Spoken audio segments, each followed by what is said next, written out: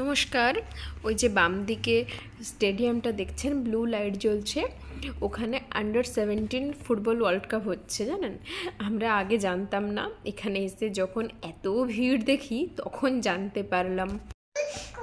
আমরা গিয়েছিলাম হচ্ছে ভিলাজিও মলে ফ্রাইডে। এই মলটা এমনিতেও সবসময় প্রচুর ভিড় থাকে।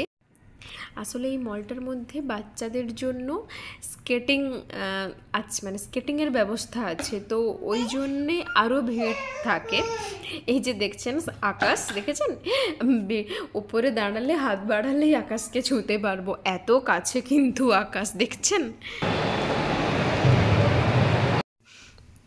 এই যে জল দেখছেন, এটা অ্যাকচুয়ালি ভেনিসের স্টাইলে তৈরি করা। তো এই যে নৌকাগুলো দেখছেন, এখানে জানেন তো পার পারসন কত টাকা করে নেয়? হার্ডলি 1 কিলোমিটার হবে, 1-2 কিলোমিটার এরকম হবে। তো এক একজনের জন্য 50 রিয়াল, মানে আমাদের দেশের টাকা অনুযায়ী 1000-1200 টাকা করে এক একজনের হবে। তো যেহেতু আমার বাড়ি নদীর কাছে, তো আমি বললাম থাক, ওখানে চড়তে হবে না, আমি 20 টাকায় নৌকার এপার ওপার তোমাদের করিয়ে আনবো। এই যে দেখেছেন, এখানে স্কেটিং হচ্ছে, সব বাচ্চারা স্কেটিং করছে। ওর কাছেই ফুড কোর্ট, ওখানে বসে বসে আপনারা স্কেটিং এনজয় করতে পারবেন। আর আমাদের ওখানে মেলায় আমরা 20 টাকা দিয়ে 30 টাকা দিয়ে নাগরদোলায় চড়ি, আর এখানে 1000 টাকা দিয়ে 2000 টাকা দিয়ে মলে এসে বাচ্চাদের খেলাতে হচ্ছে নাগরদোলা।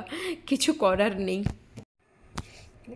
আর একটু আগে আপনাদেরকে সূর্য দেখালাম, দেখুন এখন চাঁদ দেখাচ্ছি আপনাদেরকে।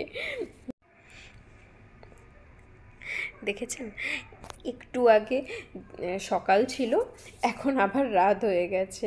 কি সুন্দর চাঁদটা দেখা যাচ্ছে, রাতের আকাশটা কত সুন্দর লাগছে, দেখেছেন? ওই যে দেখুন, ওখানে কিন্তু সকাল আছে। কেমন লাগছে বলুন, একসঙ্গে দিন রাত দুটো দেখতে? আসলে ওটা আর্টিফিশিয়াল মেঘ ওইভাবে তৈরি করেছে। প্রথম জানেন তো, যেদিন আমি আসি একদম ফার্স্ট টাইম, তখন না আমি নিজেও বুঝতে পারিনি, তারপর জানলাম।